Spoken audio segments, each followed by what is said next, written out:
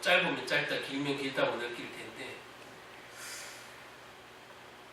우리의 그 삶도, 제 삶도 보면은 광야 같은 시간을 참 없었으면 좋겠는데 그런 시간이 있었죠. 그 광야를 지나면은 찬양을 부를 때도 그렇고, 이 여호수아 갈렙이 이 가나안 땅에 들어가서 이렇게 감사 예배를 드린 이 감격을 저랑 비춰봤을 때 비슷하다 그런 생각을 해봤어요. 그래서 내가 감사를 잊고 있었어도 오늘 이 설교를 준비하면서도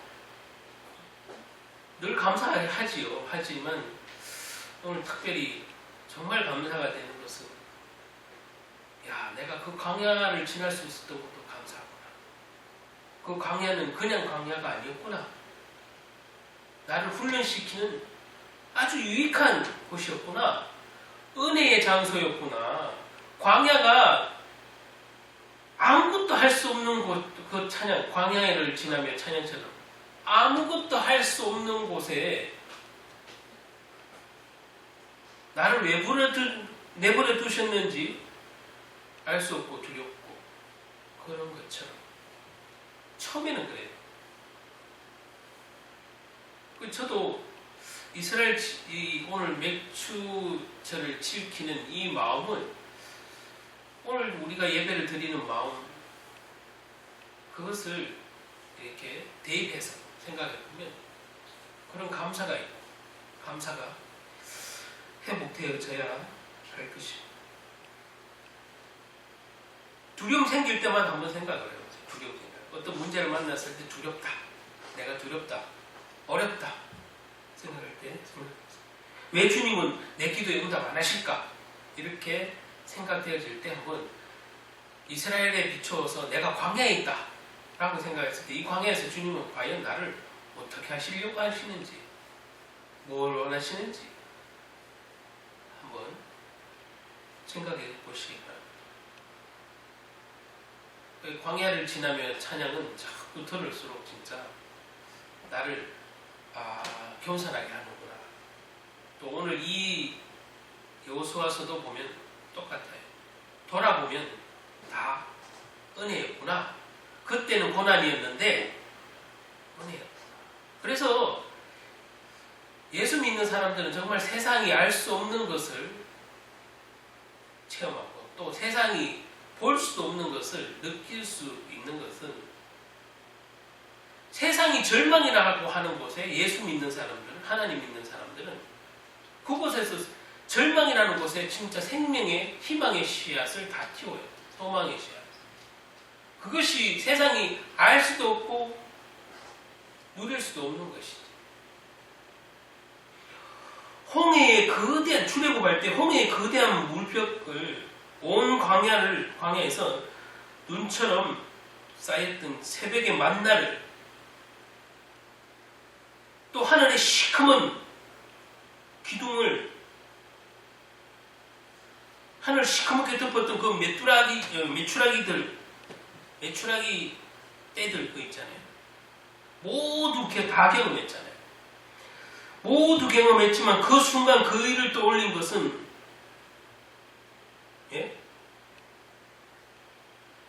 여호수아와 갈렙뿐이에요. 그것이 은혜였다는 것을 깨닫는 사람은 여호수아와 갈렙뿐이에요. 그 감사가 있었던 사람은 여호수아와 갈렙뿐인 거예요.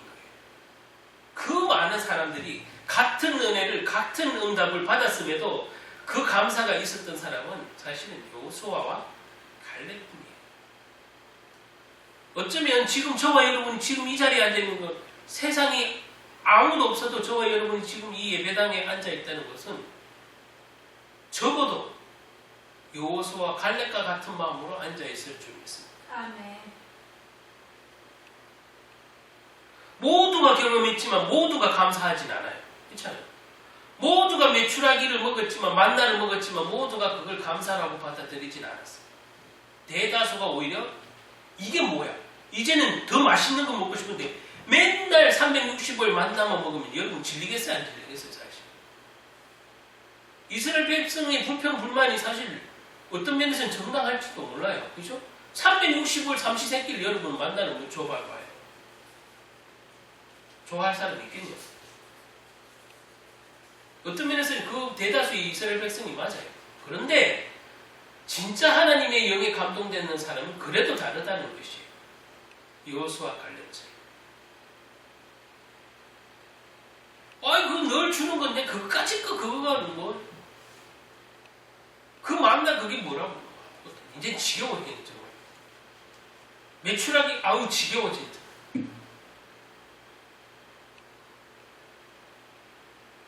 뭐 구름 기도? 아우 이제는 막 구름 기도 덮어주는 것도 싫어. 그렇게 생각이 든다니까요. 360일 똑같은 일이 일어나면 그런 무리함 속에 이게 은혜인지도 모르고 그냥 이젠 이게 싫어 그냥. 새로운 것, 더 좋은 것이 원하는 거예요.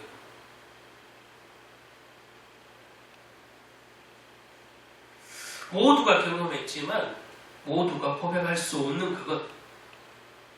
여호수아 갈렙이 고백할 수 있는 그것.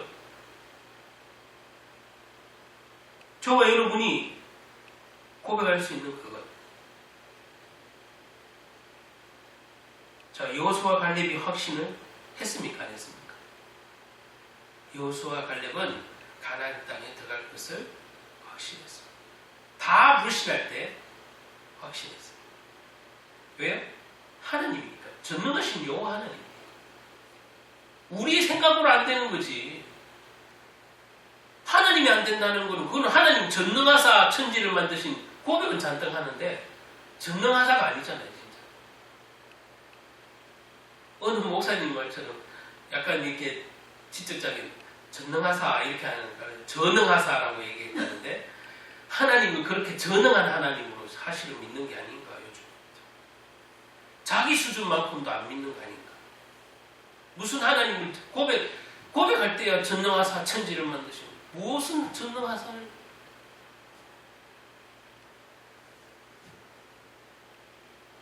그리고 이 신학적인 단어이기도 하지만 무소부지, 무소불능. 안 계시는 것이 없고 못하시는 게 없다고 말하는 게 여호와 하나님인데 이 시대의 성도들은 대다수 안 계시는 것이 없다는 걸 그것조차도 잘 안 믿는 거예요. 하나님을 눈속이 말라고요. 심지어 목회자들이 그러니까. 뭐 성도는 더 할 것도 없겠어요. 하나님을 속일 수 있을 것 같습니다. 알죠? 못 속인다는 거 알죠? 그런데 실제는 속이고 살잖아요. 속일 수 있을 것 같이 생각하고 살아요. 하나님 능력 믿습니다. 기도할 때만 주여 들어주시옵소서 뭐 이렇게 막 기도하잖아요. 내게 능력 주시는 자에서 내가 모든 걸 할 수 있습니다. 그는 결단에 그는 성경 일부 구절을 무슨 내가 그것을 고백하는 순간, 기도하는 순간 하나님 내게 100% 응답해 주시고 100% 성공의 길로 인도하신다는 그런 성경 구절로 이해하는 이 시대가 성도들이 낙심하고 하나님을 불신하는 결과를 초래했다는 사실. 그것을 무슨 긍정의 마인드는 사람이 살린다. 긍정은 꼭 성공을 불러온다. 이런 식으로 그 성경 몇 구절을 그런 식으로 설교를 하는 분들과 함께 그런 식으로 받아들이는 성도들. 이게 바로 기복신앙이잖아요. 다른 종교는 없습니까? 자기 신을 믿으면 성공합니다. 축복합니다.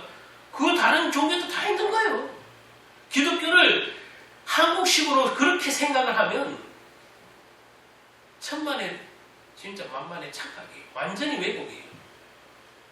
기독교가 유일하게 그 수만 가지 종교 중에 인간이 만든 그 종교 중에 기독교는 사람이 만든 종교가 아닐 뿐더러 다른 종교는 내가 믿는 의지대로 축복을 받는다고 생각하지만 기독교가 말하는 이 성경이 말하는 축복은 주님의 약속이 이루어지는 거예요. 내 결단이 이루어지는 게 아니라고. 내 뭐 단순히 고백한다고 해서 나는 성공할 거야. 주님이 내게 능력 주시는 모든 걸 할 수 있다 했잖아. 입을 크게 벌리라 했잖아. 그런 성경 몇 구절을 나의 성공을 쟁취하는 수단으로 기도하고 그것을 그렇게 설교하는 그 기복적인 신앙과 설교 때문에 얼마나 많이 망치고 있다는 사실. 때로는 그게 응답이 되어지는 것 같아요. 그런데 그게 영원하지 않아요. 왜? 언젠가는 응답 못 받을 날이 올 거거든. 기도를 해도 하나님이 묵묵부답인 것 같을 때가 있거든. 그때는 하나님이 전능하지 않아. 이제는. 처음에는 응답 받을 때는 전능한 것 같은데 응답 안 올 때는 이제 하나님이 전능하지 않은 것 같아요. 그러니까 신앙을 하면 할수록 말씀을 의지하는 게 아니라 내 경험을 의지해. 내가 이건 기도했더니가 안 되고 이건 기도하니까 되고 뭐 그런 기도도 하면 되고 안 되고 이래 생각한다니까. 되는 기도 안 되는 기도 이미 내가 다 걸러. 그 내가 전능하지 그럼. 그렇잖아요. 우린 전능하신 하나님을 과연 믿는지 저와 여러분이 한번 생각해 보시오.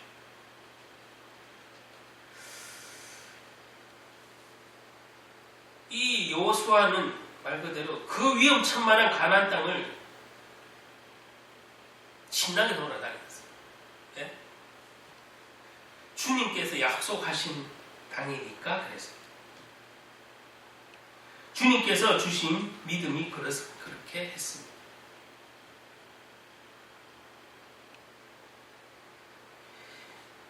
믿음의 힘은 여러분의 결단이 아니에요, 사실. 믿음의 힘은 언약을 바로 알고 바로 그것을 순종하는 게 믿음이에요.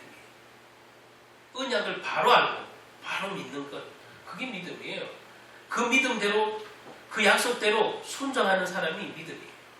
믿음은 무슨 결단이 아니에요, 사실.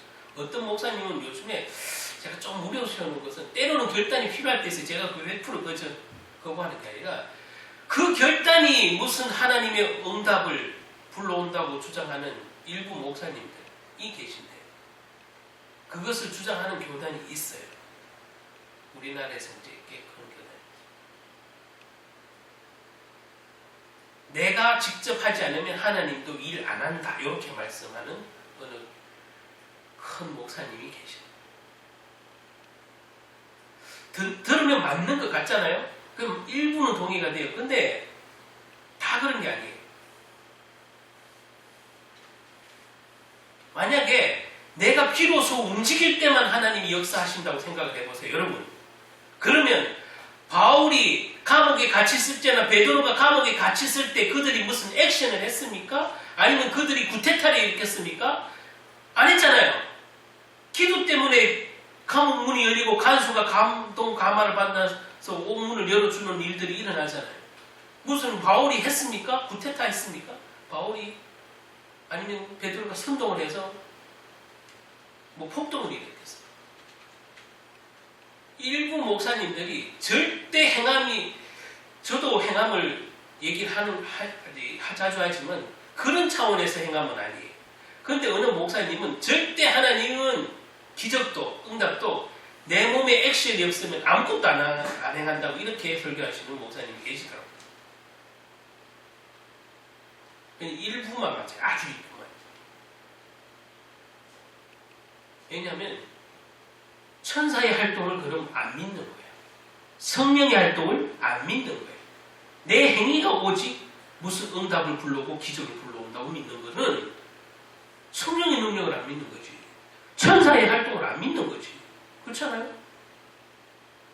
이 시대에 좀 우려스러운 설교들은 진짜 그런 거예요. 저도 행함 있는 믿음을 강조하긴 하지만 구원을 얻는 도구로 그렇게 얘기를 드리는 게 아니잖아요. 그런데 그분은 구원도 액션이라고 얘기하는 분이야. 예? 그래서 좀 우려스러워요. 구원이 액션입니까? 내 행동에 의해서 얻어졌습니까? 단 한 구절도 사실 그런 구절은 없는데 그 목사님은 설교하다 보니까 그게 본인도 모르게 툭 나오고 그게 그 부분에 잠재의식, 무의식 속에 있는 것 같아요. 그분 설교를 내가 몇 편 들었는데 다 그런 식이에요. 말은 하나님의 은혜라 하는데 액션이 없으면 응답도 없고 기적도 없다 그러고 구원조차도 받을 수 없다고 얘기해요. 그럼 예수님 말로 죽었지. 말로 십자가 지셨지. 생각이 들게 되더라고요. 자, 제가 조금 몇 가지를 봤습니다. 자, 하나님께서 하나님께 하시면 어떤 일이 벌어지는지는 아무도 몰라. 사람이 감히 짐작할 수도 없어요. 오늘 보세요. 오늘 읽었는 이 여호수아 14장 6절로 15절에 보면 주님이 주신 땅에서 처음 열매를 얻은 이 열매들을 보세요. 이 첫 열매는 자기의 백성들이 드리는 첫 감사이고 첫 사랑이에요. 오늘 제목이 첫 열매로 드린 첫 사랑이다. 이런 표현을 제가 제목으로 잡았는데, 이제는 우리가 하나님을 사랑하겠습니다. 이런 얘기잖아요. 내가 그때는 몰랐는데 이제는 하나님을 내가 사랑하겠습니다. 하나님 지금 그때는 감사인 줄 몰랐는데 이제는 늦게지만 죄송하지만 정말 지난번처럼 염치 없지만 주님 감사했습니다. 제가 그때는 감사인지도 몰랐습니다. 그것이 선물인 줄 몰랐습니다. 그런 생각을 하게 됩니다. 지금 오늘 이스라엘 백성 이 맥추절을 보내면서 이제는 우리가 하나님의 백성으로 열매를 맺겠습니다. 이는 고백인 거는 마찬가지. 우리가 여기 있습니다. 우리는 하나님의 것입니다. 이는 고백이죠.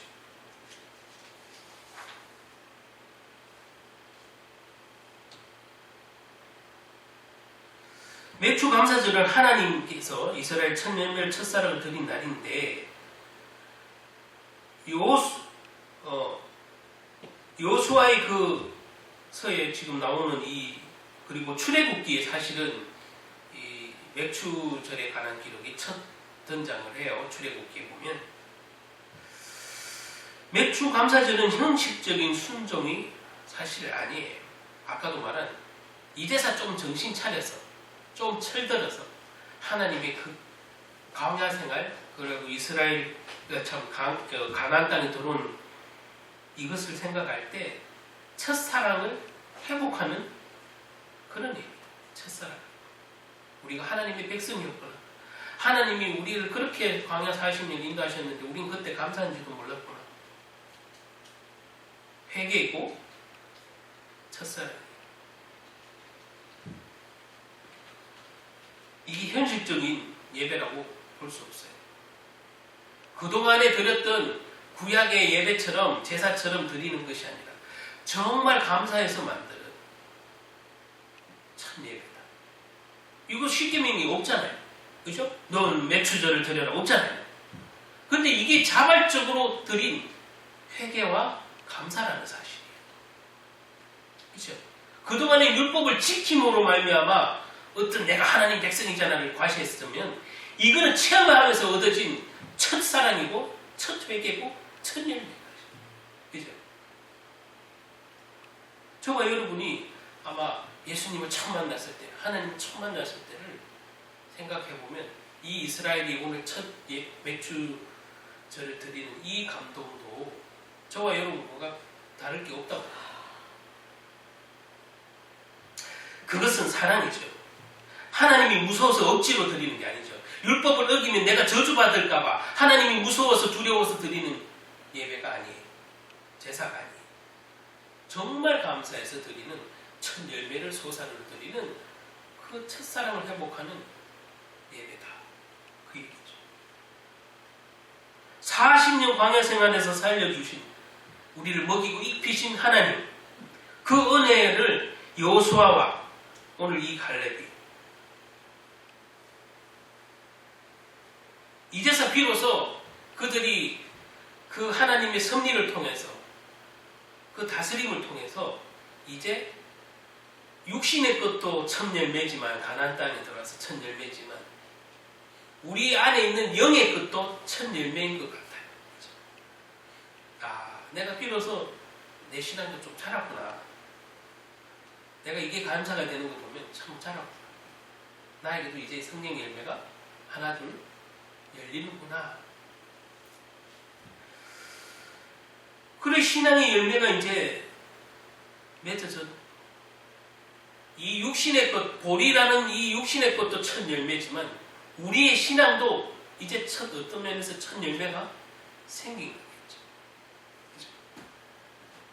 이것은 정말 우연이 아니죠. 무슨 특별 이벤트도 아니고 이 일은 하나님과 구약과 신약에 나타나는 전체적인 어떤 의미예요. 전체적. 아까도 말했지만 매추절이 성경에 처음 등장하는 장면은 시내산이었는데 그 시내산 출애굽기 23장 16절 매추절은 오순절로 불리기도 해요. 그리고 77절이라고 불리기도 해요. 왜? 7 곱하기 7, 77이 49죠. 그 다음 날은 50일이잖아요. 그래서 오순절이라. 우리는 오순절이라면 뭐가 제일 먼저예요?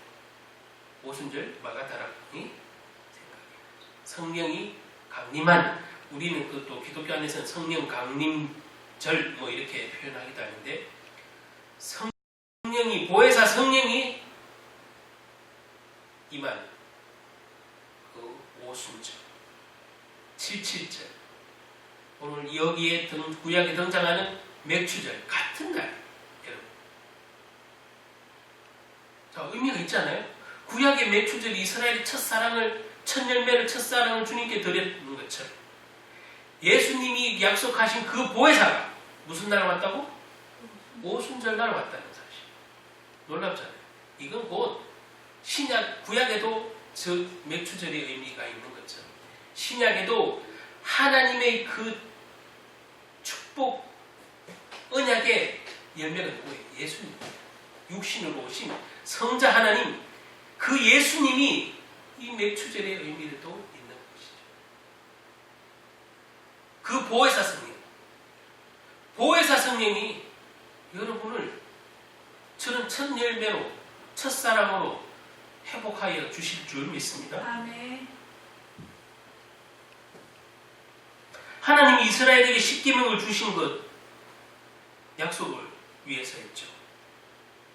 십계명 자체가 중요한 게 아니라 약속을 주신 거예요. 그죠? 약속을. 이제는 너는 나의 하나님이 되고 너는 내 백성이 되리라 약속하신 일이죠. 나는 너의 하나님이 되고 너는 이제 내 백성이 되리라. 이 약속으로 사실 십계명을 준 거예요. 하나님과 이스라엘의 사랑이 본격적으로 시작된 거죠. 언약계의 관계. 하나님과 이스라엘의 관계는 언약이라는 관점. 이스라엘이 잘했을까요? 이스라엘 오히려 하나님도 하나님 입장에서 아주 세계복음화에 만약에 그 창세기 3장 15절을 이루는 좀 쉬운 방법을 택했다면 차라리 로마를 택하면 제일 좋을 뻔했어. 그렇죠? 가장 큰 강대국에 강나라를 지배하고 있었던 이 로마를 택했으면 처음부터 세계복음화가 훨씬 하나님 입장에서는 쉬웠을 텐데. 그죠?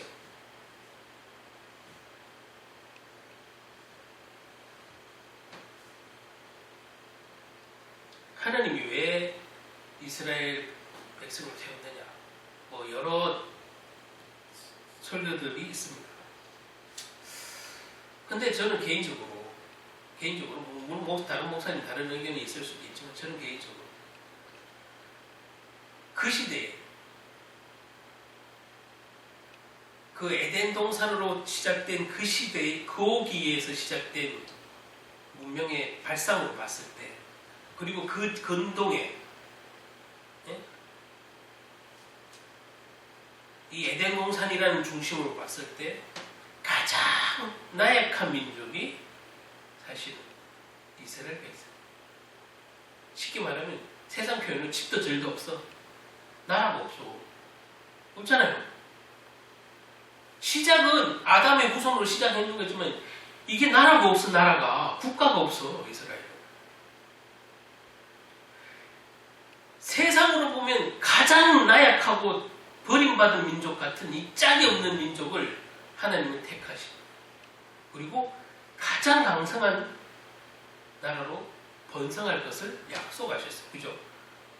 네 자손이 땅에 모래알처럼 많아질 것이라고 얘기하시고, 생육하고 번성하는 복을 내게 아브라함에게 축복하신 것처럼, 하나님은 이 말도 안 되는 국가도 없는 이 나라를, 그것도 뭐 그 국가도 없는 나라의 일개 족장에 불과한 이 아브라함을 보고 네가 이 땅에 정복하고 다스리고 네 자손들이 이 모래알처럼 많을 거라고, 밤하늘의 별보다 많을 거라고 얘기하시고, 그게 믿겨지겠습니까? 그냥 처음에 말도 안 되는 얘기죠. 그러니까 하나님 이스라엘 택한 거는 뭘 잘해서 택한 거 아니에요. 처음부터. 그죠? 그냥 약속이에요. 그리고 이 세상 가운데 창조할 때부터 여러 지금 민족이 바벨탑 사건 이후로 흩어져서 민족이 흩어져서 각 나라를 이루었을 때 가장 세상에서 나약하고 집도 절도 없는 이 이스라엘을 택한 거예요.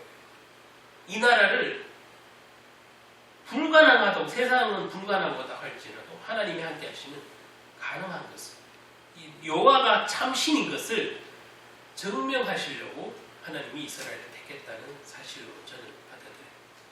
증명하시고, 내가 신중에, 오늘 아까 교동문의 장관님 신중의 신이고 주 중의 주심을 드러내시려고 가장 나약한 이스라엘 족속을 택하셨다는 사실. 어떤 면에서는 저와 여러분도 뭐 예전의 스펙은 일단 저처하더라도 여러분들이 가장 나약하고 힘없을 때 여러분을 불렀을 거예요. 그죠? 저도 마찬가지. 그런 면에서 하나님은 정말 그런 자들을 세워서 증인 삼으시고, 그러니까 예수님도 오셔서 이 땅에 하신 말씀 중에 마지막에 가장 유언과 같은 말씀은 땅끝까지 내 증인이 되리라. 이게 목적이야. 땅끝까지 내 증인되고, 하나님 증인되고, 뭐 이단들이 뺏어갔지만 어느 목사님이 야 이단들이 뺏어간 단을 우리가 뺏어와야 되는데 참 안타깝다. 그래서 여호와의 증인, 여러분들이 여호와의 증인이에요. 진짜 오리지널. 저 이단 여호와의 증인이 여호와의 증인이 아니라 여러분들이 진짜 여호와의 증인이에요. 이 여호수아 갈렙이 여호와의 증인이잖아요. 여러분들이 참된 여호와의 증인이잖아요. 여러분들이 알고 있는 그 이단의 여호와의 증인 말고 여러분들이 진짜 여호와의 증인이에요. 여러분들이 그리스도의 증인이에요.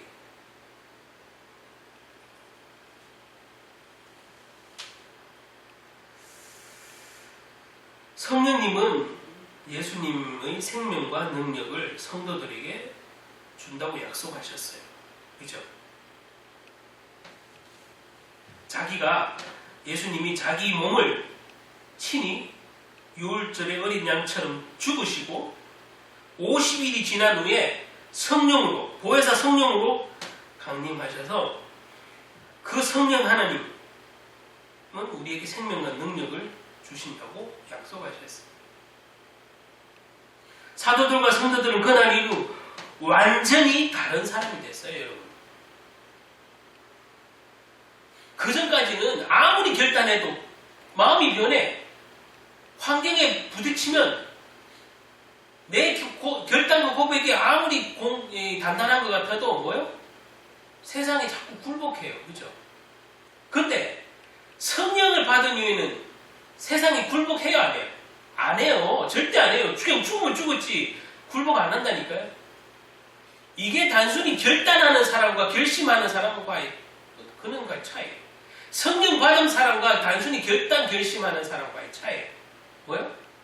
말 그대로 에스더처럼 그냥 죽으면 죽으리라고 나오는 거예요. 사실 저도 장담은 못하겠어요. 이때 시대처럼 너는 예수 안 믿으면 살려줄게. 예수 믿는다고 고백하면 죽일 거야 라고 했을 때 저도 사실 지금도 장담 못하겠어요. 그러나 성령의 임재를 받은 사람은 반드시 그냥 순교를 하면 하지. 여러분 베드로가 3번을 부인하고 그 베드로가 무슨 수제자라는 칭함을 받기엔 너무나 부족한 사람이에요. 베드로가요. 근데 베드로뿐만 아니라 예수님이 십자가 지고 갈 때부터 부인했지만 심지어 예수님이 부활했다는 소식을 누가 제일 먼저 들었어요? 여자들이 먼저 들어요. 막달라 마리아가 먼저 들었어요.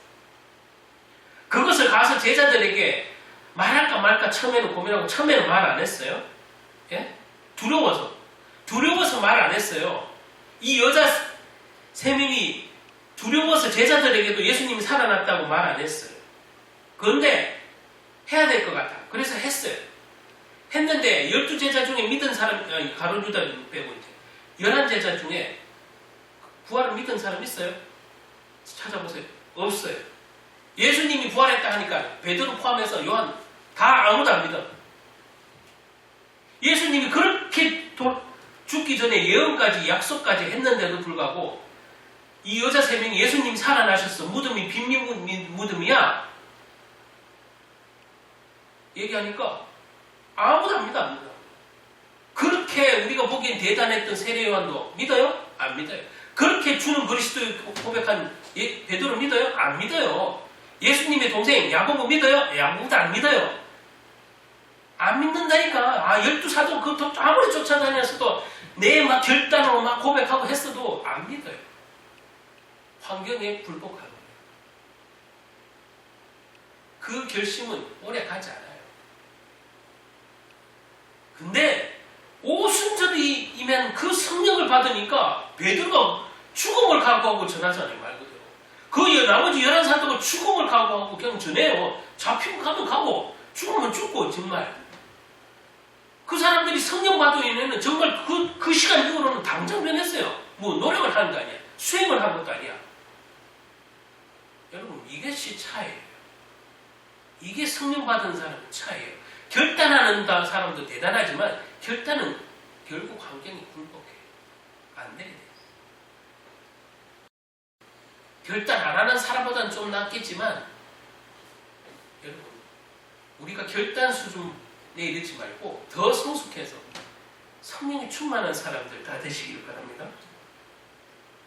그래서 우리는 이 매추절을 어떻게 맞이해야 될까? 이 의미를 받아들여야 될까? 매추절에 할 일이 하나 있습니다.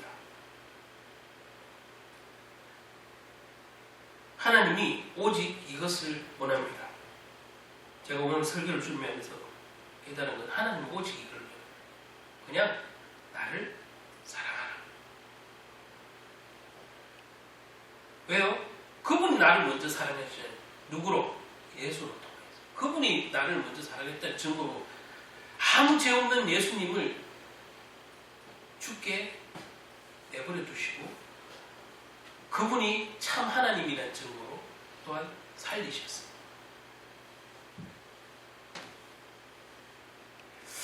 매추감사주일은 여러분 첫사랑을 회복하고 그동안에 있었던 모든 것들이 은혜였다는 것을 깨닫는 회개의 시간이 되시면 그것이 하나님이 기뻐하는 오늘 이 매추감사절에 참된 의미가 아닐까 생각이 듭니다. 아멘. 내가 처음으로 주님을 사랑을 경험한 날을 기억해 보십시오. 헬라어로 진리는 알레데이아라고 하는데, 예? 알레데이, 진리는 헬라어로 망각을 극복한 사실이라는 뜻이에요. 망각을 극복했다는 얘기.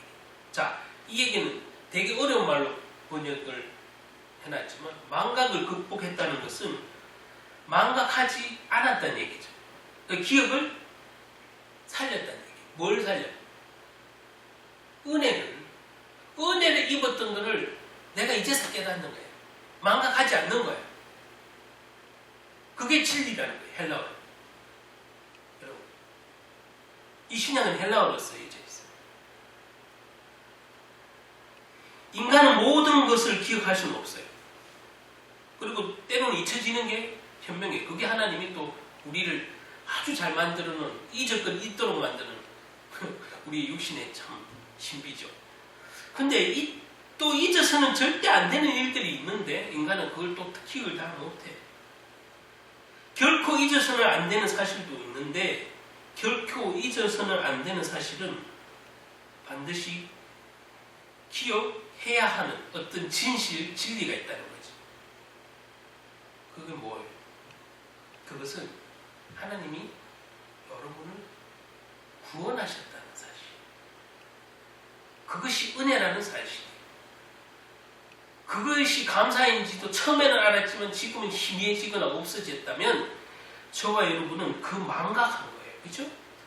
오늘 망각하지 않는 은혜가 있어야 되는 줄 믿어요. 저와 여러분이 망각하지 않아야 될 일, 그것은 구원의 은혜. 절대 잊어서는 안 되는 구원의 은혜. 예수님의 피값을 그렇게 쉽게 잊으면 안 돼요. 그죠? 결코 잊어서도 안 되고, 이스라엘도 이 백성 입장에서 오늘 여기 여호수아서에 나오는 이스라엘 백성이 결코 잊어서는 안 되는 것은, 고통스러우니까 잊어야 된다고 생각할지 몰라도 그 광야를 잊어서는 안 돼. 이스라엘 그 광야 40년을 잊어서는 절대 안 돼. 왜? 그러면 금방 또 여기가 좋사옵니다 하거나 아니면 다른 게 더 좋아. 그럼 감사가 없잖아요. 그 광야를 잊어서는 안 돼. 근데 사실 또 오늘 이 부분을 말씀드리긴 뭐하지만 이스라엘은 또 이래놓고도 가나안 땅에서 이방신들을 섬겨요. 저와 여러분이 뭐를 망각하지 말아야 되냐? 첫사랑. 여러분이 주님을 만났을 때 그 첫사랑을 잊지 말아야 돼요. 평생. 그래야 신앙생활을 승리할 수 있어요. 그거 아니면 안 돼요. 우리 가족이 또 저와 여러분이 좋아하는 구절 있잖아요. 하박국 6장에서 포도나무에 열매가 없고 감람나무에 소출이 없어 외양간에 속 없어도 여러분 무엇 때문에 즐거워야 돼? 나의 구원의 하나님으로 말미암아 내가 영원토록 즐거워하니까. 여러분 그게 진짜 신앙 고백이 되는 사람은 조금 넘어지고 조금 어려워도 낙심되는 일이 생기고 힘들어도 회복하게 돼 있어요. 그 신앙이 뿌리가 돼야 돼. 나의 구원의 하나님을 잊지 않겠다. 나를 처음 만나주신, 나를 사망에서 생명으로 옮기신 그 예수님의 사랑을 잊지 않겠다.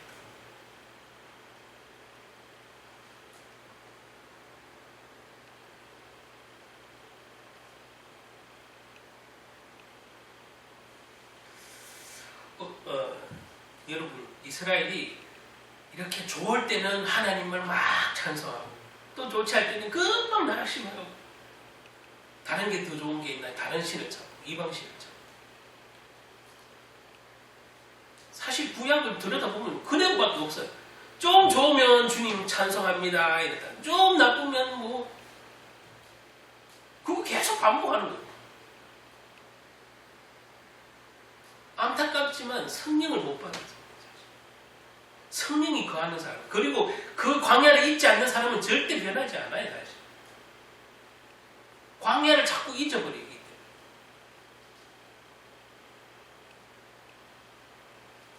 저와 여러분이 살아온 어떤 인생의 어느 특정 부분이 너무 힘들고 힘들어서 그냥 꿈에도 안 나타났으면 좋겠다 싶지만, 여러분들이 예수님을 알고 하나님을 만났을 때 그 시절은 아마 가장 힘들었을 때 만났을 거예요. 대부분.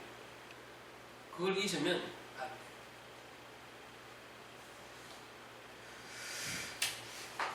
여러분 노력도 가상하고 다 가상하지만 여러분 능력이었습니까? 여러분 경험이었습니까? 여러분 지식이었습니까? 여러분을 여러분 스스로 사망과 죄와 사망의 법에서 해결했습니까? 아니잖아요. 죄와 사망의 법을 해결하신 예수님으로 말미암아 여러분은 하나님 앞에 감히 하나님 자녀라고 칭송을 얻게 되었잖아요. 그러니까 살아있는 자체가 사실 다 은혜예요. 내가 이 땅에 살고 있는 자체가 은혜예요.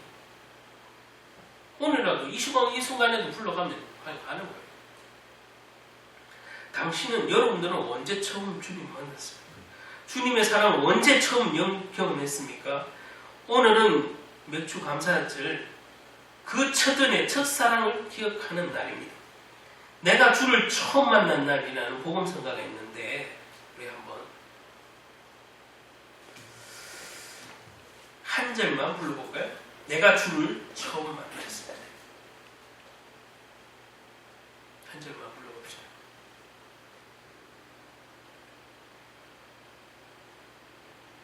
안주 없어요? 그 복음서가의 어플리케이션을 보면 내가 주를 처음 만났을 때 아마 있을 건데.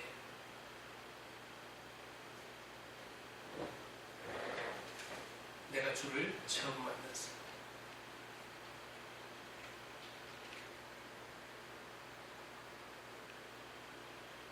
우리 한 절만 불러봅시다.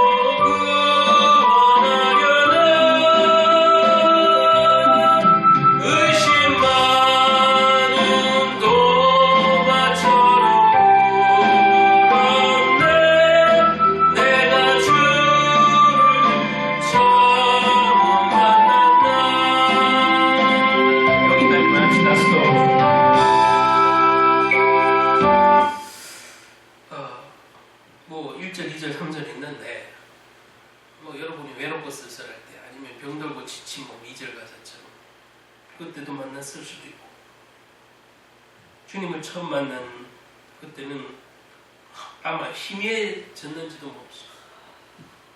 한번 생각해 보시기 바랍니다. 하나님의 은혜는 한 번 시작되면 사실은 계속돼요. 왜? 내가 말씀을 붙잡고 있는 한. 내가 말씀을 버리니까 은혜가 없는 거지, 말씀을 붙잡고 있는 한은 어쨌든 하나님의 은혜는 계속 지속된다는 사실이에요. 영원히. 하나님은 왜 그러십니까?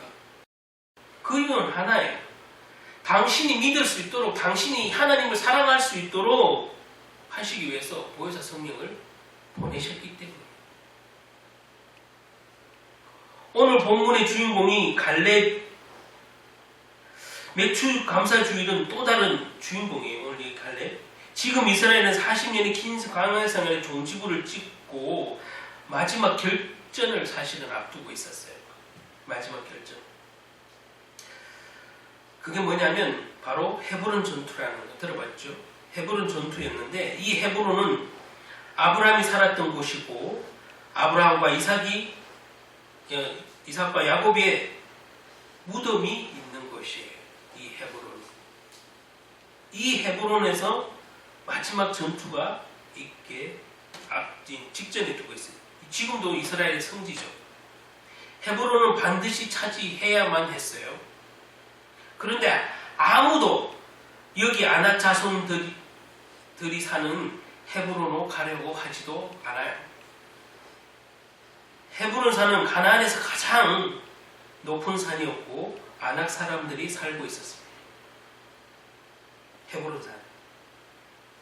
가나안에서 가장 높은 산이에요. 12명 정탐꾼들이 거인이라고 말하던 그것이에요. 거인. 얼마나 기골이 장대했기 때문에 거인이라는 표현이 있어요. 그들 앞에서 이스라엘은 메뚜기와 같았다고 표현하는 것처럼 사실 이스라엘은 전혀 현실을 보면 전혀 100분의 1, 1000분의 1도 그 아낙 자손들을 이길 능력이 없어요.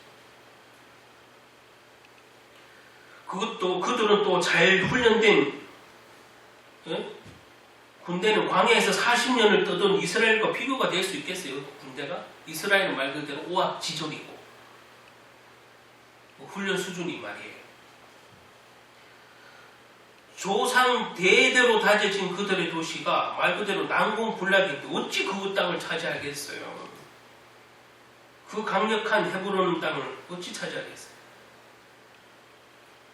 그때 갈렙이 이 산을 자신에게 달라고 이 산지를 내게 주소서라고 고백을 합니다. 85세, 85살에 노인이 수많은 이스라엘의 젊은 장수도 두려워하는 그 헤브론 땅을 달라고 지금 이 산지를 내게 주소서라고.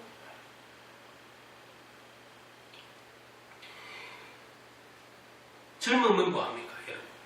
이 하나님의 언약을 안 믿으니까 젊어도 몸은 건강할지 몰라도 이 85세 되는 노인만도 못하잖아요.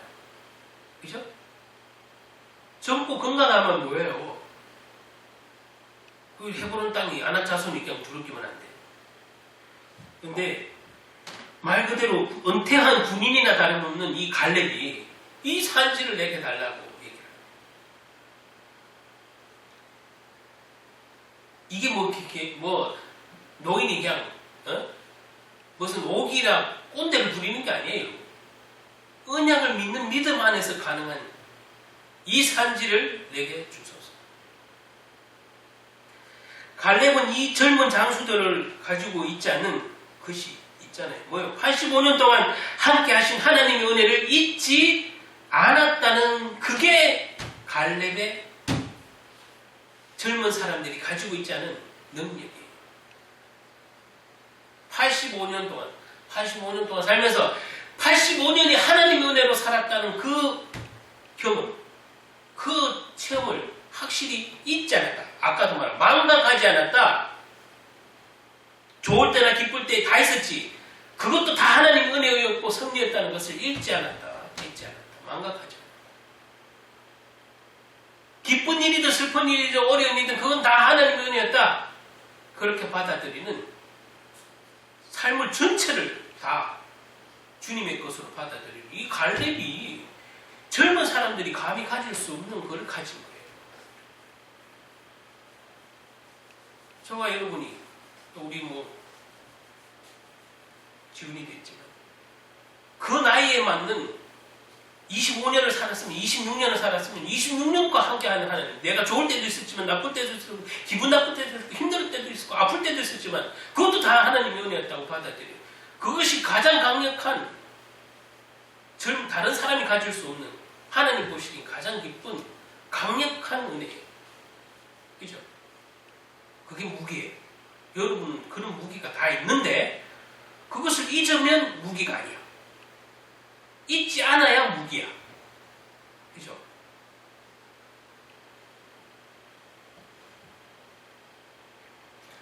갈렙은 평생 그렇게 살았고 그는 하나님을 사랑하는 거예요. 9절에 보니까 갈렙은 한 가지 더 가진 것이 있었는데 그는 은혜만 기억하지 않습니다. 약속도 기억합니다. 여러분 제가 방금 은혜를 기억했다고 말했는데 갈렙은 약속을 기억. 이 산지를 내게 달라고 고백합니다. 하나님 약속을 기억합니다. 약속대로 기도합니다. 자기 교만으로 기도하는 게 아니에요. 약속대로 기도합니다. 저와 여러분은 성경을 통해서 하나님의 약속을 깨닫고 그 약속대로 기도할 때 여러분에게 이 산지도 내게 주는 응답이 있을 줄 믿습니다. 아멘. 그날에 모세에게 맹세하여 이르되 내가 내 하나님 여호와께 충성하였은즉 내 발로 밟는 땅은 영원히 너와 내 자손의 기업이 되리라 하였나이다. 이렇게 모세가 전해준 그 약속, 하나님의 약속, 이 땅을 주신다는 약속을 잊지 않고 있었던 거예요. 10절부터 12절입니다. 그죠?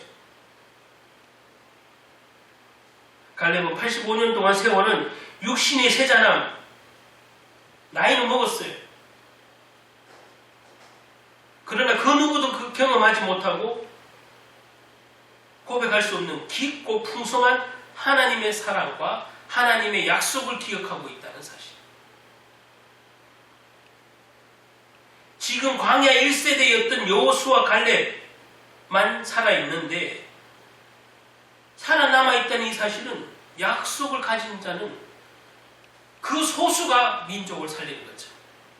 여러분들이 여러분 가정에 혼자 믿는다면 그 약속을 믿는 그 소수 여러분 한 명을 통해서 그 가정이, 그 가문이 복을 받는 은혜가 있을 줄 믿습니다. 아멘.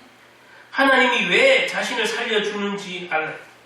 나를 왜 사용하시려는지 깨달아요.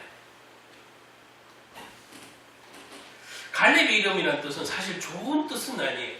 우리 번역을 하니까 갈렙 이름은 개라는 뜻이에요.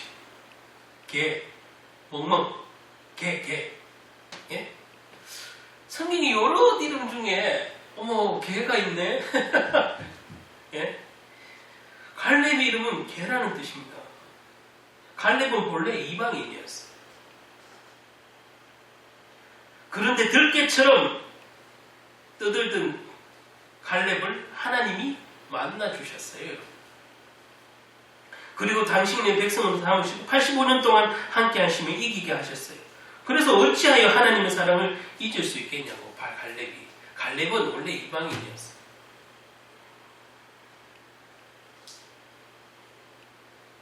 갈렙은 지금 자신을 85년 동안 하나님의 사랑으로 알라리 열매 맺는 열매로 고백하는 것이죠.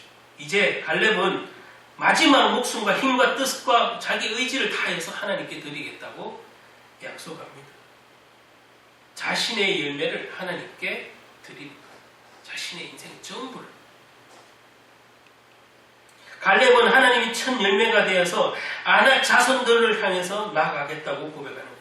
어떤 일이 벌어졌을까요? 난공불락이던 그 헤브론, 갈렙의 도생이 되었습니다. 하나님의 약속은 다시 성취되었고 이 헤브론에서 다윗은 왕으로 세워지게 됩니다. 여러분, 이 갈렙이 그 하나님의 약속대로 고백하고 나아갔더니 그 도성이 무너졌을 뿐만 아니라 거기서 다윗이 왕이 되고, 얼마나 놀라워. 하나님은 반드시 지켜집니다. 갈렙이 했기 때문이 아니에요. 갈렙이 하나님의 약속을 믿고 따랐기 때문이에요. 고백했기 때문에. 잊지 않았기 때문에. 갈렙이 왜 하나님의 괴가 된들 어떠하랴. 하나님이 85세에 나이 먹었으면 어떠하랴. 여러분, 거꾸로 예수님은 왜 십자가에 죽기까지 사랑하셨을까요? 그죠? 하나님과 여러분의 깊은 관계는 예수님을 통하여서 이루어져요. 그 친밀함이, 그 사랑이 예수님으로 대변되기 때문에. 하나님과 사귈 수 있는 방법은 하나예요. 우리가 하나님 열매가 되는 거예요. 예수님을 통하여서 물론. 이렇게 고고리 얘기를 다 빼놓으면 또 어떤 분이 또 시비를 갈지 몰라. 자, 열매는 자기를 위해서 맺지 않아요. 누군가를 먹이고 살리기 위해서 열매를 맺어요. 사랑하는 사람, 살리는 사람이 하나님의 열매예요. 여러분이 누구를 사랑한다, 누구를 용서한다, 누구를 살리고 있다. 그러면 여러분은 하나님의 열매잖아요. 하나님 그를 새로운 희망의 씨앗으로 남기십니다. 여러분이 남겨진 자예요. 그래서 그 이사야서에 있는 거루투기, 여러분은 남겨진 자예요. 이 시대가 아무리 험악해도 타락해도 여러분은 하나님의 씨앗, 거룩한 씨앗, 곧 거루투기 맞습니다. 거루투기를 남겨둔 자로 부르셨다는 것을 확인하고 여러분이 믿음으로 하나님의 열매의 단을 풍성히 거두는 은혜의 삶이 되시기를 주님의 이름으로 축복합니다. 그래서 저와 여러분이 한 주간에도 첫 열매가 내가 되어야 되겠다. 내가 그 은혜를 잊지 말아야 되겠다. 그 약속을 내가 희미하게 잡고 있다. 희미하게도 안 잡고 있다. 요즘엔 약속을 잊지 말고 나의 20년, 20년, 40년, 40년, 50년, 50년, 60년, 60년 자기 모든 생애, 오늘 갈렙이 고백하는 것은 85세 자기 인생의 전체를 하나님의 은혜로 기억하는 것처럼 여러분은 어떠한 것이 있었더라도 여러분은 그 모든 것이 하나님의 은혜인 줄 알고 여러분을 향한 하나님의 계획을 말씀을 통해서, 기도를 통해서 약속을 붙잡고 기도하는 그런 그루터기 신앙을 가지시길 예수님 이름으로 축복합니다. 아멘. 마치겠습니다. 하나님 감사합니다. 오늘 귀한 말씀 주님 주시면 감사합니다. 이 맥주 감사절에 지금은 그 절기로서 특별한 행사는 아니지만 우리가 유대인들이 이스라엘 백성이 3대 절기를 지키던 이 맥주 감사절에 대해서 잠시 살펴보았습니다. 우리가 이스라엘 백성이 그 광야의 40년을 잊고 싶겠지만 잊어서는 절대 안 되는 일입니다. 그것은 모든 것이 하나님의 은혜였고 선물이었기 때문입니다. 그것이 하나님의 사랑이었고 하나님을 이스라엘을 다루는 은혜의 일임을 알게 하시기 때문입니다. 이 맥주절의 참된 의미를 가지고 우리가 승리하는 한 주가 되게 하여 주시옵소서. 예수 그리스도 이름으로 기도드립니다. 아멘.